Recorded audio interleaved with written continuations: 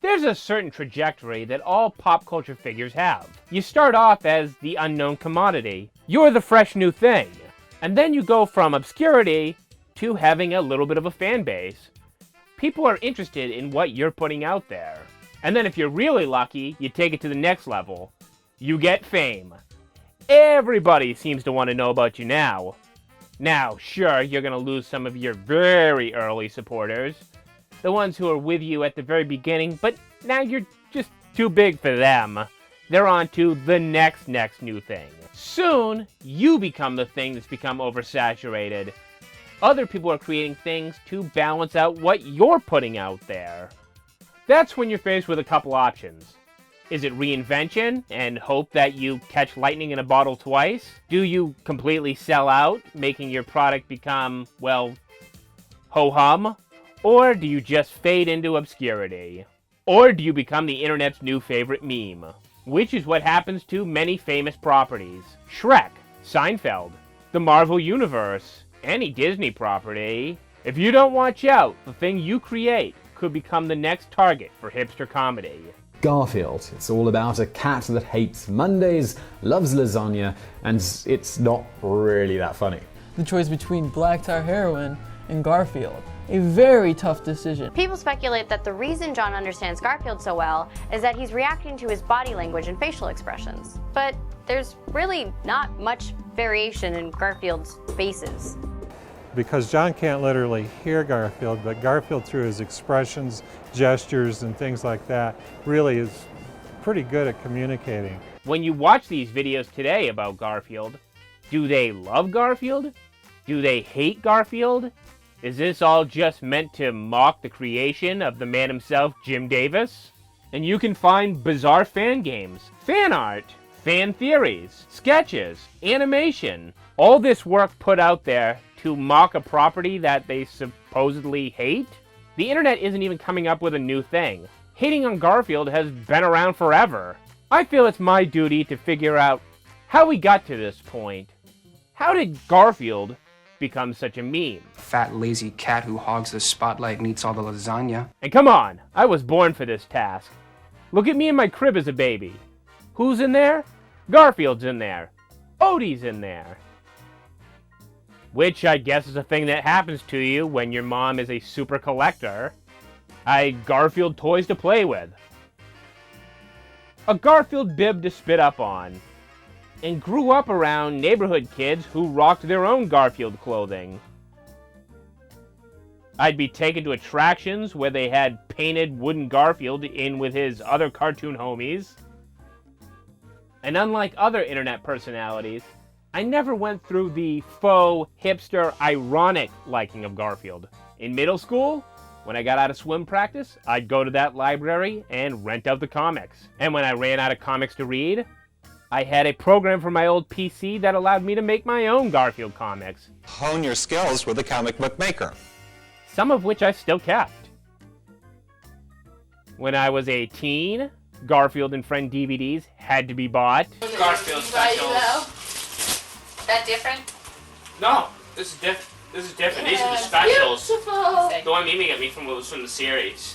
So you can say that Garfield has been a constant in my life. It's hard to believe that we've been together for nearly 35 years now, and they said it wouldn't last. Which is both scary, sad, and comforting.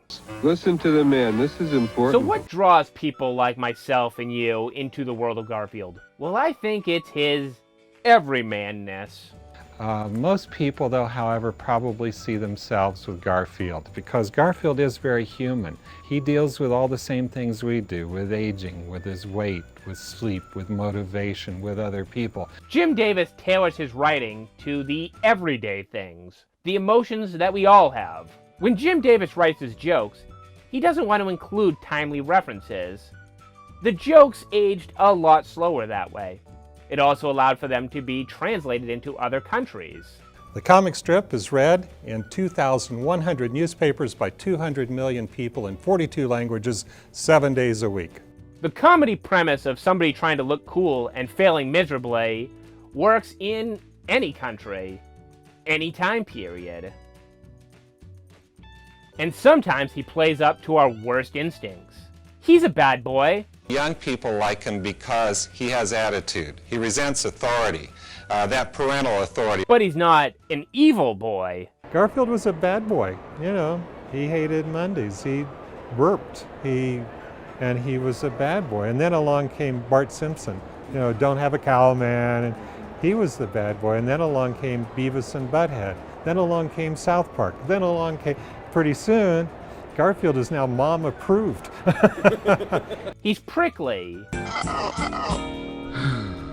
He's rude. Morning, Garfield. I don't do mornings. But he never is out to cause any harm. Saying life isn't so bad, you know, let's chill, people, you know. And he's not perfect, but he's cool with that. And I think that sends a good message to people, too. He's kind of like the Fonz.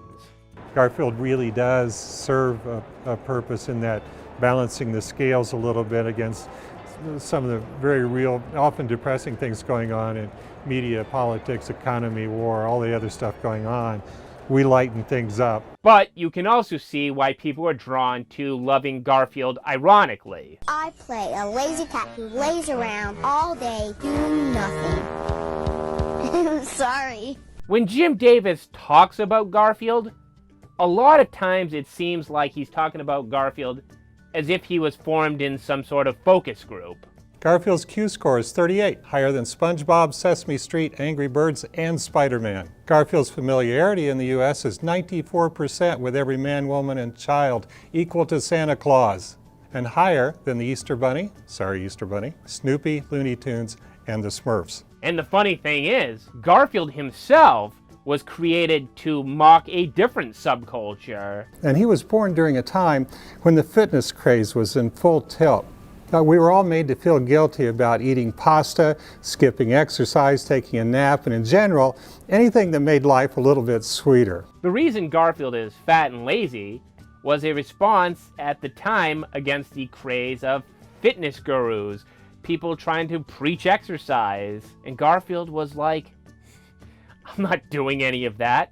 And now he pushes fitness products. So I guess it's die a hero or live long enough to see yourself become an orange villain. And that kind of hypocrisy and the oversaturation is what causes your pop culture character to become an internet meme. There's this weird surrealist movement to make fun of how boring and stereotypical Garfield comics are. Compare it to Shrek. Now, Shrek also was meant to parody Disney-style animation. I hate Mondays. And then suddenly, he became the very thing that he was parodying. He got multiple sequels, and a ton of licensed product. And now Shrek is looked at like this. The thing is, Garfield never changes. Garfield has evolved more physically than he has emotionally over 40 years. He's still sleepy, lazy, loves to eat, and he always will be. So a comic strip that felt fresh in the late 70s and early 80s is probably going to feel very stale in the 2020s. The Garfield comic strip made its debut in 1978 in just 41 U.S. newspapers. In fact, the late 70s is just when Garfield was national. If you see this video by the controversial YouTuber Quentin Reviews, Garfield had a few iterations before actually striking it big. So he's about 50 years in at this point. All he needed was one of those sexy movie montage makeovers. And the president of the syndicate said, I would like to syndicate Garfield. I said, as in sign a contract, pay me money, put it in the papers, syndicate? And he goes, yes. He said, however, he said, I've often thought, what would it be like if Garfield had stripes? And I said, stripes! That's brilliant, of course. See? All they had to do was add stripes. And it's amazing how something that Jim Davis only expected to make a little money off of became a merchandising juggernaut. Because at first, all you had were some plushes, that Garfield that would hang onto your car, and you had to go out of your way with pattern designs to make your Garfield clothing. What do you think? Baffo, terrific, don't change a thing. I love it just the way it is. But what people will say about Jim Davis is he's less of a comic strip writer and more of a salesman. If there's a way to make money off Garfield, he'll do it. Sure, he's on record as saying that he doesn't do that. We're not going to let people just use an image and stamp it on stuff. If we get into it, we're going to be involved with it. We'll help drive it. Every day, we reject something. Come on. Quality standards? I want to show you one of the toys I have. The back isn't even painted onto this thing. Does that scream quality standard to you? This puzzle, on the other hand? Aces. Who knew that John Arbuckle listened to the Ramones? This is Johnny the A coming at you with more solid gold hits here on KDUM Radio. Credit card? The American Express card. Don't leave home without it. Food product? Buzz while eating those good-looking Garfield fruit snacks. Garfield fruit snack! Fruit snack rolls with different Garfield comics printed right on them. I'm such a card. Cadbury Garfield.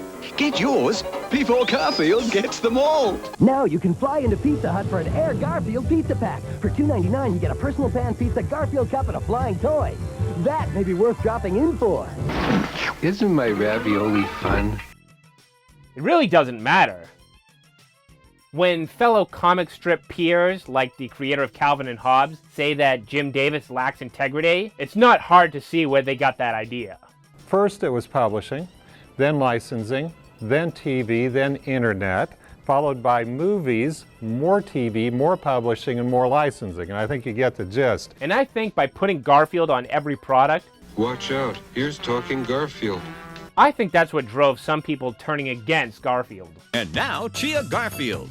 It went from, oh, there's that funny comic strip cat that I think is so cute and funny, to, oh, there's that comic strip cat that just sells me shit product. Mr. Garfield, welcome to Embassy Suites Hotel. My room. And sometimes products for Kitty Litter Max. It's murder on odor. Garfield toilet seats, made in 1996. And it's strange. In my research, it didn't seem like this was ever going to be the fate of Garfield. You didn't just say, okay, we're just going to do a comic strip in a newspaper and stop there. Actually, that was the plan, but... It was the plan? But other opportunities came along, and I go, cool. Jim Davis comes across as a guy who just wanted to create a successful comic strip. That he was going to limit the amount of merchandise out there. One of my big concerns is overexposing the character. And we have paced him very carefully over the years so that people don't see too much of Garfield at any one time. In the same way that Charles Schultz did with Peanuts. But now, if Jim tried to say that with a straight face, he'd be a bold-faced liar. The cat sells cars. The Plymouth Voyager is pretty attractive. Fast food. Now Garfield, one of your favorite finicky felines, is hanging out at Wendy's. Get all four at McDonald's. Since, well, most people have even been alive. How do they do that? Over 600 manufacturers producing nearly 10,000 products. Did you hear that? 600 manufacturers and 10,000 unique Garfield products? That's a lot of work being done from one lazy cat. There's a chance that you may even own Garfield merchandise and not even know it. And that's not even counting all the Garfield multimedia. 121 episodes of Garfield and Friends are now digitized and sold or streaming on Hulu, Netflix, iTunes, Amazon Prime, Vudu, Sony, and more. Being a successful comic wasn't enough. You gotta conquer TV. It started with adapting Garfield's comic strip into its own CBS primetime cartoon special. Don't miss the all-new, hilarious, outrageous Here Comes Garfield. Here comes Garfield. Garfield. It's that funny cat from the Funny Pages. Monday at 8:30, 7:30 Central and Mountain. Big fat hairy deal. But as the opportunity came along to do it, an animated show, come on, you know, I was dying, I was jumped at the chance because I wanted to see what Garfield would look like and how he'd move and what he'd sound like. Working with a crew that animated Dr. Seuss cartoon adaptations, having a producer responsible for the legendary Charlie Brown Christmas, and ex-Disney animators, they had all top-level talent. Hello, anybody there? Wake up, America, because here comes Garfield, that funny cat from the Funny Pages in his first television special. Next. Nothing about their early animation efforts was lazy. Jim Davis wanted his voice actors in the same room to play off each other. 3 very fine actors play our main characters. Garfield is the voice of Lorenzo Music, whose face I have never seen. Odie is played by Greg Berger. Greg has to slobber on cue. The character of John is played by Tom Hughey. Tom and I were fraternity brothers at Ball State University in Muncie, Indiana. Oh, we're wearing our doggy coat, aren't we? Don't we look just precious in our dumb widow doggy coat? When we go on our walk, all the other dogs are going to call you a nerd. Here comes Garfield. This all-family special has been sponsored by Kellogg's. Specials were worked on for months, and the first special would win a Primetime Emmy, as would the follow-up, Garfield's Halloween special. I love Halloween. Ghosts, goblins, me and Odie, and Garfield's Halloween adventure. Tonight. Ooh. And the Christmas special was nominated for a Primetime Emmy Award for Outstanding Programming at the 40th Primetime Emmy Awards. It's presents galore and dancing you'll see in a holiday special all about me. A Garfield Christmas after a Charlie Brown Christmas, CBS Wednesday. But it lost to something called a Claymation Christmas Celebration. Bull. Whoa. Garfield Christmas Special is the best Christmas special ever made. Almost every single Garfield special was nominated for a Primetime Emmy. I'll try to contain my excitement.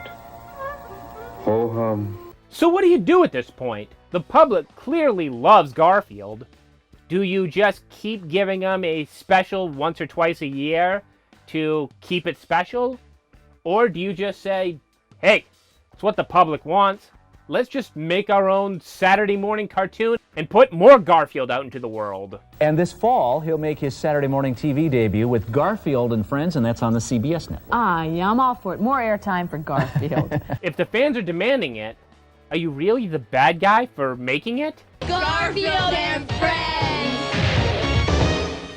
That was our popular TV show from the late 80s and early 90s. Garfield and Friends, Saturday on CBS Kid TV! And that's when Garfield got even bigger. He now had his own Saturday morning cartoon. The show would retain the same voice actors from the primetime specials and include shorts from U.S. Acres, aka Orson's Farm, Jim Davis's other comic strip. And I don't care what you people say, later on into the run, U.S. Acres got really funny. And if you don't like Wade Duck, well, you can go to hell. So, what even is Garfield, really? Some would say that he's kind of just the inner voice that we all have. I always felt that Garfield says things that people feel, but they don't necessarily have the courage to say, but they'll have it on a coffee mug. He's got vices like we all do. His vice is lasagna. Garfield wants to spend some quality time with lasagna. And let's answer the question that everybody seems to have. Why lasagna? Cats don't eat lasagna. Garfield's 4 basic food groups are lasagna, a cheeseburger with fries, chocolate cake, and more lasagna. Oh! See, the whole foundation of Garfield is built on laziness. My life has been saved by the miracle of lasagna. I bet you hate working out. I bet you despise eating healthy. Well, then you're gonna relate to Garfield. Do people drive you crazy? Well, they drive Garfield crazy. He's your worst instincts as a person. He doesn't apologize for being himself. Garfield doesn't apologize for what he likes. But he's also the first one to rush out and defend a friend. Garfield still kicks him off the table, but he'd be the first to come to Odie's defense if someone else did. And no matter what gender you are, you're going to be able to relate to him. Cats, because they're so withdrawn, you naturally attribute human thoughts and feelings to them. So I thought I could give a cat a human personality. Because Garfield has no gender? He's not young or old or male or female either. Huh? By virtue of being a cat, Garfield's not black, white, male or female, young or old, or a particular nationality. Garfield is special because he's a human in a cat suit. Oh, he's just a human in a cat suit. So like this clip?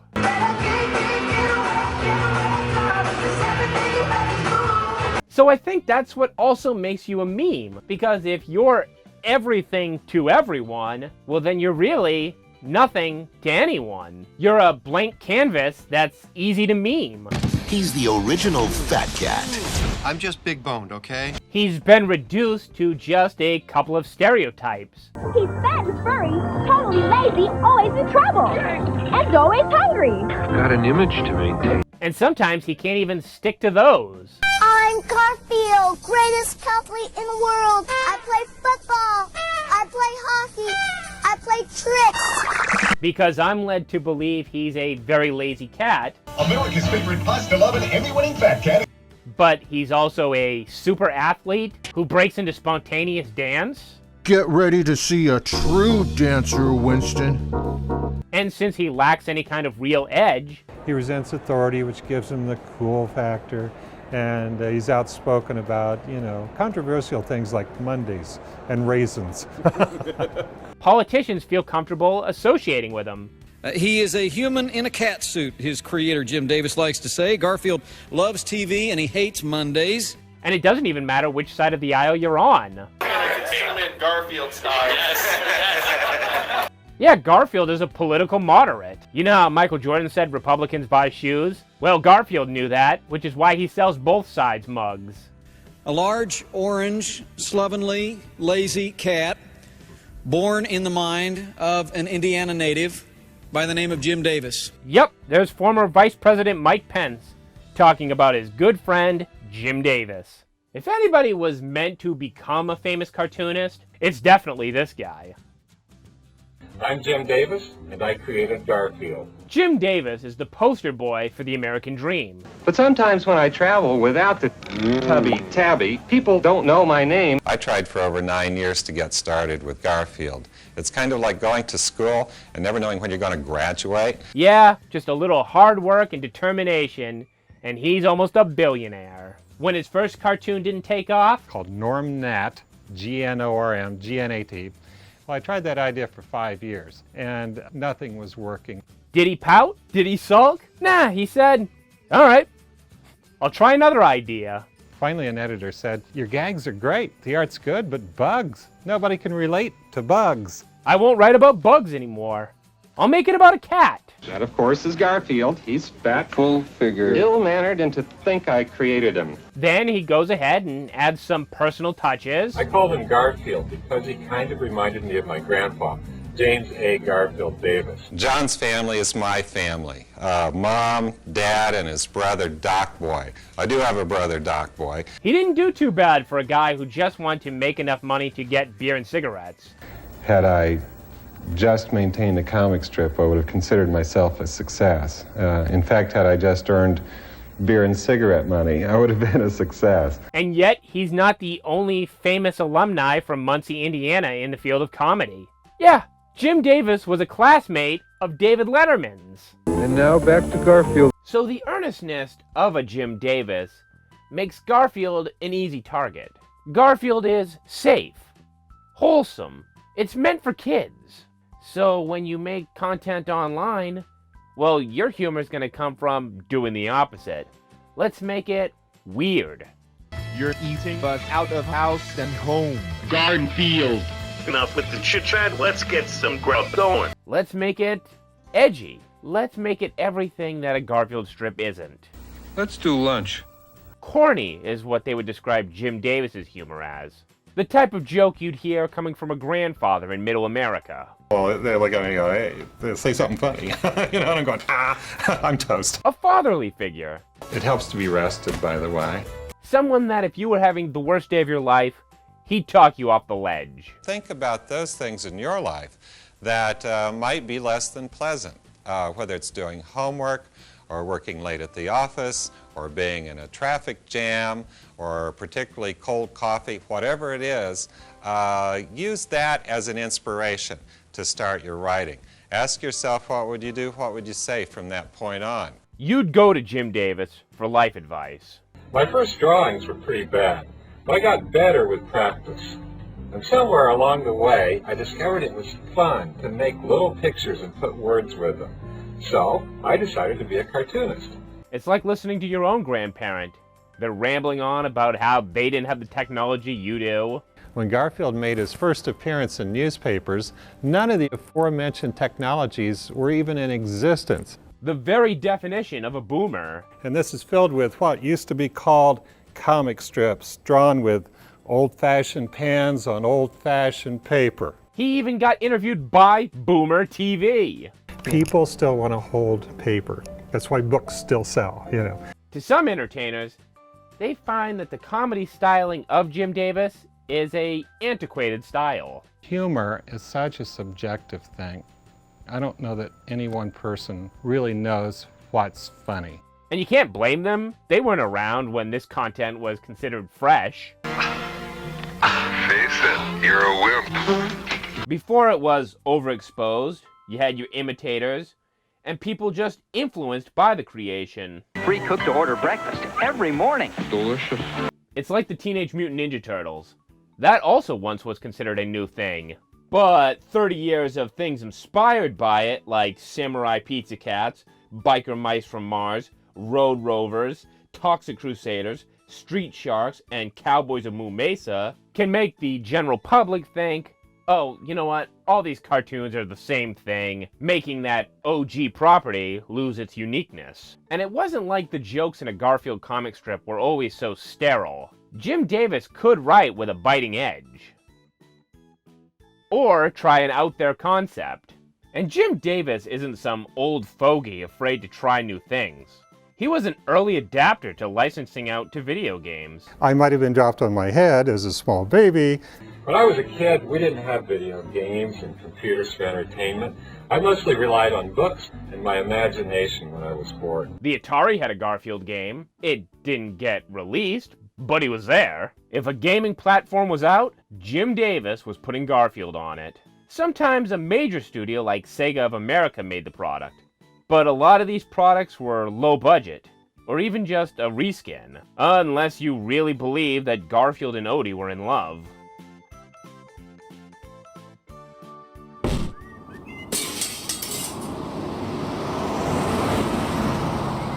Garfield! And when we started doing everything on our phone, Garfield made that leap. Garfield apps have been downloaded over 28 million times. We had intergaging apps for Garfield games. An intergaging app, entertaining and engaging. Intergaging.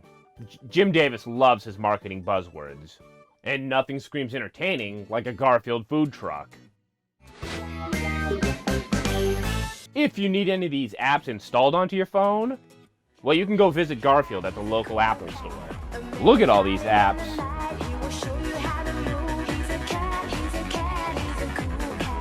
He's a bodacious fat cat who knows what's cool. There's a cool cat around. He's the best of all you found. He's a cat, he's a cat, he's a cool cat. Do you like the concept of Pokemon Go, but hate Pikachu? Well, they got you covered. And how is this cat so damn fat when he has his own pedometer game and a racing game? Jim Davis was a machine, devoting an entire building to just creating Garfield. It's like a Garfield Holy Land. This is Paws Incorporated, where the Garfield comic strip is drawn every day. Where Jim Davis would take 1 week to come up with a month's worth of gags. And what I've learned is that if I can really focus a week on just the writing of the strip, I can create a month's worth of gags. Which is easy to do when you're not writing anything topical. Well, there are two problems with doing something, a political comment, social comment, something like that. One, it doesn't translate. People in other countries wouldn't understand it, or in other cultures or at other times. Two, it dates the strip. This isn't going to age out by the time it hits the press. If anything, when you're dealing with broad topics like eating and sleeping as well, you know, the materials is infinite. So when you're a struggling artist, it probably will rub you the wrong way that this guy just sips on his coffee, makes a few mediocre jokes. It may take an hour, it may take 2 hours to get into that mood. And when I'm in that mood, my toes tapping, I'm sweating, I'm drinking a lot of coffee, and it's a high energy situation. And gets massive publishing success. Over 200 million books have been sold since 1981. Ah, this is brilliant. Who wrote this? You did, Mr. Davis. Oh, of course. How does one make a Garfield strip? Set up a gag, offer the twist, and then resolve it. And how does one write the final gag in a Garfield strip? And then when he does something funny, I back up 3 frames and cut it off. And that's exactly how I write the gags. When the structure is always the same. Garfield deals with eating and sleeping, and everybody can relate to those 2 subjects. You can parody that. Garfield without Garfield sets up punchlines that never get resolved, and viral videos can eliminate that setup and just make it seem like random chaos. So now, without Garfield around, John Arbuckle isn't talking to his cat, he's talking to himself. That becomes less funny and more sad, to becoming so sad that it's funny again. Not that Jim Davis would go this route. I look at the kind of laugh that it evokes, okay? After you've laughed at a Garfield gag, you feel better. I don't do any kind of shock humor or anything too edgy in that respect. I like to do the kinds of gags that people can relate to. Even John Arbuckle had to get an occasional win. And then sometimes I just do a sweet gag, a smile gag, or something thoughtful like that. The one comment was, give John a life. And the example most of them used was, it was a shame that Charlie Brown never got to kick that football. Please don't let that happen with John and Liz. Listen to me. You are going to kill your cat if you keep feeding him entire trays of lasagna. He is going to die. Garfield is just a marketing gimmick, an accusation thrown out there by its critics. I don't believe in something called art talent. It's a soulless, unfunny property that is only designed to sell things like pet product. What would you tell cats about Alpo? 2 demand seconds. And an occasional noble thing like spread animal welfare awareness. Did you know that 2.4 million loving cats and dogs in shelters and rescues need our help to find a home? So go to theshelterpetproject.org. Ow, you little twerp. Ow, hey. You know, it's funny. Through my research, I started noticing that Jim Davis would speak of Garfield like he was real. I don't really write the material myself. Garfield literally writes the material. Like he was devoted to spreading the character of Garfield far and wide. And I visualize Garfield until I can literally see him in my head. You see him in your head, and you draw him with your hand, you know. The reason Garfield is even around today is because of this man. Garfield writes his own material. I simply edit. So is this just a man who really loves his cartoon cat? And I work for this guy, Garfield, and this is my boss, Garfield. I've been working for him for 36 years, and you'd think he'd give me a vacation day or gold watch or something, but no, it's all about you, isn't it? Or is he the cartoon cat's pimp? Hello, I'm Jim Davis, and this is my cat, Garfield. Hi, I'm Garfield, and this is my cartoonist, Jim Davis. And that pretty much sums up my relationship with Garfield. Whoring him out to anybody willing to buy a licensing agreement. The more I get to know Garfield, the easier it is because he writes his own material these days. I know him so well. You know how some people feel the spirit of the Lord talking to them? Jim Davis hears the spirit of Garfield. I hear the voice, I see the characters, and I very quickly try to sketch it out before the image goes away. I watch Garfield in my head like watching a television set. Or maybe, just maybe, he is Garfield? Inside, we're all a little bit Garfield. Maybe the man has always left some subtle clues that this could be the case. He has big full cheeks, like me. Garfield is obsessed with lasagna because I love lasagna. Jim Davis. Garfield. Garfield. The fickle feline was created by cartoonist Jim Davis, who just may be Garfield's alter ego. Jim is Garfield. Garfield is Jim. Honestly, it is almost as easy as it sounds, because Garfield writes his own material. After all these years, I've created this kind of monster in my head. What was the voice in Jim's head telling him to write? Garth Brooks. Of course. The 90s were just as kind to Garfield. He was on like every channel in syndication. 3 reasons to watch my new show on Cartoon Network. Me, and me. That's not me. So in summary, me. It's Garfield, tonight at 8 o'clock on the new home of Garfield, Cartoon Network. It's a lot about me. Cartoon Network welcomes its newest star, Garfield. The Nutty World of Garfield and Friends, Saturday. Saturday morning, get ready for a serious chow down with me. Garfield? America's favorite fat cat. All new Garfield Saturday on CBS Kid TV. he's lovable. He's independent. I gave him a nice home, enough food to feed Colorado for a year. And he's a purring hairball of personality. Now, every weekday, Nickelodeon brings you man's other best friend, back to back.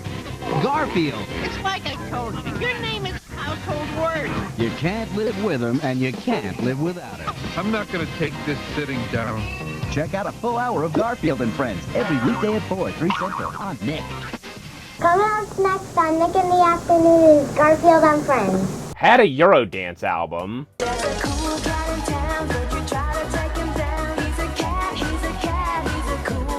A whole new generation was able to watch Garfield and Friends. Hey everybody, every weekday I'll be right here on TBS. Me, Garfield, every weekday at 4:05 Eastern, just in time for my after-school pre-dinner snack. Uh-oh, I hope that gives TBS enough time to find more food. Here he comes, fast and furry, fat and funny, 1 hour, all new Garfield and Friends. Thank you, thank you, thank you. Saturdays. Then a really strange thing started happening. Garfield became a school's best friend. You want to get a kid to read? Well, Garfield comics sold at the Scholastic Book Fair. Do a lot of reading. The more you read, the more natural depth your writing is going to have. Math? We got an app for that. You want to teach a kid to swim? We got a swim combo set. You want to teach cyber safety? Garfield. A thing that can be signed that's saying I'm cyber safe. He's on social media. Garfield's been toying around with social networking. So he's the perfect cat to teach you how to be safe online. So it's all contained in a great little bright kit that's very easy to use and extremely easy to understand because Garfield makes it simple. Though John Arbuckle seems like the kind of guy who's been catfished more than a few times. Speaking of safety, he'll also give you tips on how to trick or treat. Garfield and the National Safety Council have some tips for a safe Halloween. Trick or treat in daylight and only visit the homes of people you know. Because you know they'll give you more treats. My favorite part was when Nermal was getting helped out with Bisbee and he was helping him out to make better choices and not to accidentally be a cyberbully. Bullying? Well, if there's one thing Garfield hates, it's a bully. No wonder the twins are feeling down. They're being bullied. There's nothing I hate more in this world than bullying. Also Mondays, and Nermal. I hate you, Nermal, almost as much as I hate Mondays. And people who interrupt his Taylor Swift dance party. Listen to Mozart.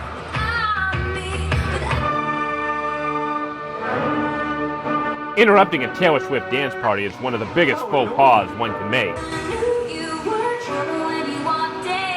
You know what he does love? Helping you with your homework. This homework's a drag. Not with wonderful me to help. Garfield. Arts and crafts. And educating you on different cultures. Getting up early to exercise. Get at least 9 hours of sleep each night and you too can be at the top of your game. Brought to you by the National Heart, Lung, and Blood Institute. Jumping into water, because we all know cats love to get wet. But a bully Garfield is not able to tolerate. Though, if you asked me, I think somebody bullied these kids to praising Garfield on camera. Thank you for bringing Garfield to our school. Thank you for bringing Garfield to our school. Thank you for bringing Garfield to our school. Thank you for bringing Garfield to our school. Garfield definitely hates a bully. The same cat who spent an entire week killing off a family of spiders. Cold-blooded. Well, Garfield's a good role model for a lot of us. So going into the 2000s, Garfield had to keep adapting and changing. We got a new CGI cartoon, some straight-to-DVD movies, and of course, the cinematic classic Garfield movie with Jennifer Love Hewitt, Breckin Myers, and the voice of Bill Murray, who seems to be one of the original Garfield haters. So do you have any regrets? Garfield, maybe?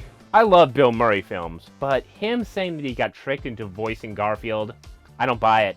And if you got tricked, why did you come back for the sequel? The CGI show may not have won Emmys like the 1980s cartoon specials, but it did get big in China. Of particular interest, the show airs on China's CCTV, and that's a rarity for an American cartoon. 210 11-minute episodes of The Garfield Show air in 211 territories and 27 language versions. That society is filled with Garfield-based currency. There are over 2.5 million Garfield MasterCards in use in China. And the Chinese even teach their children English through Garfield. Think of all those young Asian children who now hate Mondays.